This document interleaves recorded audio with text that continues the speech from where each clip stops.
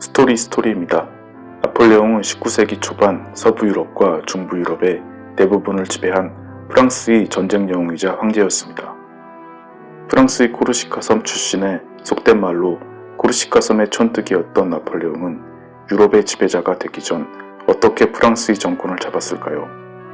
그 과정에 대해 지금부터 알아보기로 하죠. 나폴레옹 보나파르트는 1769년 8월 15일에 지중해 서부에 위치한 프랑스의 코르시카 섬의 하급 귀족 가정에서 태어났습니다. 코르시카는 오랫동안 지중해의 도시국가인 제노바의 지배를 받았는데 코르시카의 반란에 지친 제노바가 1768년에 코르시카 섬을 프랑스에게 팔아버리며 그때부터 코르시카는 프랑스의 지배를 받게 됩니다. 10살이 되던 해 나폴레옹의 아버지는 나폴레옹을 프랑스 동부에 있는 브리엔 군사학교에 입학시킵니다. 그곳에서 나폴레옹은 코르시카 방언으로 대부분이 프랑스의 상류층 자제들이었던 군사학교 동기들에게 코르시카의 촌뜨기, 가짜 프랑스인 등의 조롱을 받았습니다. 이런 멸시를 받은 소년 시절의 나폴레옹은 공부에 열중하며 프랑스로부터 코르시카의 독립을 꿈꾸게 됩니다. 성적이 우수했던 나폴레옹은 파리 왕립 육군사관학교에 입학하였으나 얼마 뒤 아버지가 세상을 떠나며 1785년 16세의 나이에 생계를 위해 중도의 학업을 포기하고 육군에 들어가 포병 소위가 되었습니다. 4년 후 1789년에 프랑스 혁명이 일어나자 나폴레옹은 코르시카의 독립을 생각하며 자신이 중요한 일을 할 수 있을 것이라고 생각하고 코르시카로 돌아갔습니다. 그러나 코르시카 독립운동의 지도자인 파울리는 나폴레옹의 아버지가 독립운동을 포기하고 프랑스의 코르시카 총독에게 협력한 것을 문제 삼으며 나폴레옹을 박대합니다.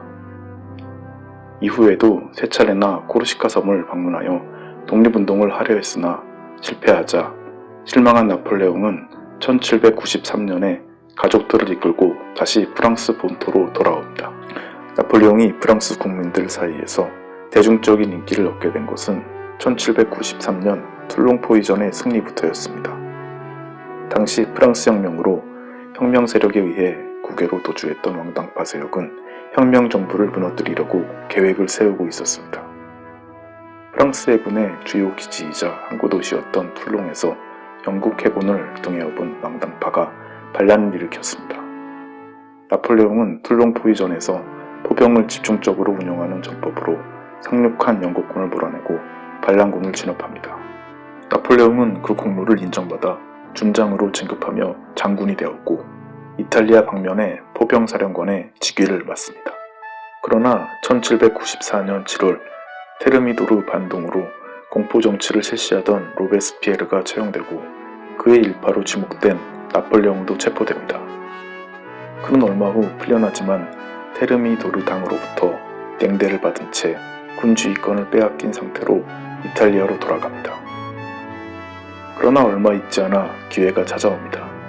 1년 뒤인 1795년 왕당파가 파리에서 방데미에르 쿠데타를 일으켰고 나폴레옹은 진압 요청을 받고 반란군을 제압함으로써 공화국의 영웅이 됩니다.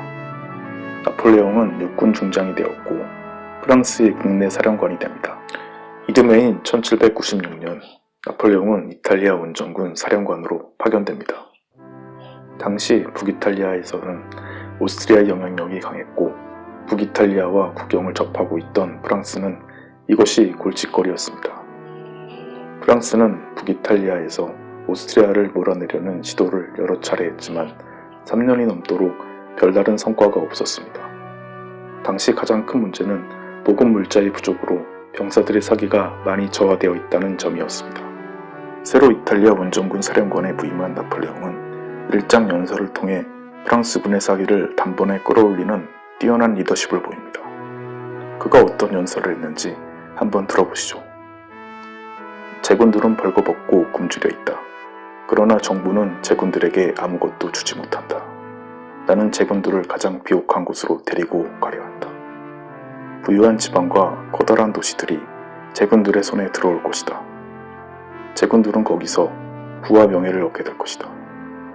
병사들이여 용기와 신념을 잃지 마라. 사기가 촉발된 프랑스군은 1796년 5월에 밀라노에 입성하고 오스트리아군과 사르데냐군을 격파하며 북이탈리아를 석권합니다. 오스트리아와 조약을 체결하며 북이탈리아 지역은 프랑스의 영향력 하에 들어갑니다. 지지부진했던 이탈리아 전선에서의 승리로 나폴레옹의 인기는 하늘을 찌를 듯이 올라갑니다. 1798년 4월 나폴레옹은 프랑스 이집트군 사령관으로 임명되어 이집트 원정에 나섭니다. 그러나 이집트는 영국의 지원으로 강력하게 반격했고 프랑스군은 공경에 빠집니다. 나폴레옹은 1799년 10월 정예부대를 이끌고 프랑스로 귀환합니다.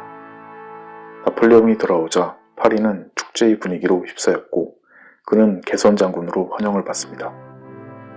그리고 그해 11월에 브리메르 쿠데타를 성공시키면서 나폴레옹은 프랑스 공화국의 제1통령이 됩니다. 혁명 이후 프랑스의 정계는 공화주의자와 황당파 간의, 공화주의자 내에서도 강경파와 몽건파 간의 암투가 극심한 상태였습니다. 게다가 외국으로 도주한 황당파는 외국의 군대를 이끌고 언제고 다시 프랑스로 쳐들어올지 모를 상태였습니다. 프랑스 국민들은 혁명을 지지했지만 불안정한 정국을 안정시킬 강력한 지도자를 원하고 있었습니다.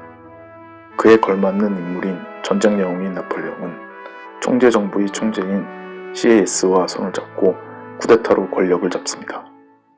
이때 나폴레옹의 나이는 갓 30살이었습니다. 쿠데타로 정권을 잡은 나폴레옹은 새로운 헌법을 통해 제1통령으로서 민간과 군사 부문에 독재권을 갖게 되었고 나머지 2명의 통령은 자문 역할 정도만 부여되었습니다. 이때부터 나폴레옹은 정권을 잡으며 사실상의 독재 정치를 실시합니다. 어린 시절 가짜 프랑스인으로 불리던 나폴레옹이 드디어 정권을 잡으며 프랑스의 1인자가 된 것입니다. 나폴레옹 보나파르트는 이탈리아의 색이 짙게 묻어있는 코르시카 섬 태생으로서 한때는 코르시카 섬의 독립운동을 하려 했던 인물이었습니다. 운명의 장난인지 코르시카 독립 세력의 반대로 그는 프랑스로 돌아와 그의 군사적 재능을 뽐내며 프랑스의 영웅으로 성장합니다. 그리고 단순한 군인이 아닌 정치적 식견을 가진 정치군인이었던 그는 프랑스의 혼란스러운 정국에서 정치인과 결탁하여 쿠데타로 정권을 획득합니다. 프랑스의 정권을 획득한 그는 이후에 유럽의 여러 나라들과 전쟁을 벌이며 유럽의 지배자로 거듭나게 됩니다. 이번 영상은 여기까지입니다. 시청해주셔서 감사합니다.